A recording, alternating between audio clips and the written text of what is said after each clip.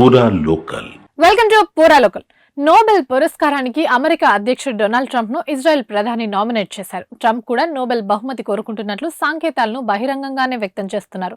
Trump కు Nobel శాంతి బహుమతిని ఇవ్వాలని ఆయన మద్దతుదారులు, చట్టసభ సభ్యులు చాలా కాలం నుంచి కోరుతున్నారు. దానికోసం వారు తమ నామినేషన్లను కూడా సమర్పించారు.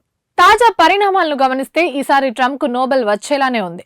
వైట్ హౌస్ లో ట్రంప్ తో జరిగిన సమావేశం నేపథ్యంలో ఈ ప్రకటన వెలువడడం గమనార్హం. ఈ క్రమంలో నోబెల్ కమిటీకి పంపిన నామినేషన్ లేఖను ఇజ్రాయెల్ ప్రధాని ట్రంప్ కు అందించారు. ట్రంప్ అంతర్జాతీయంగానే కాకుండా మధ్యప్రాచ్యంలో శాంతి భద్రతల కోసం చేసిన కృషిని ఆయన ప్రత్యేకంగా ప్రశంసించారు.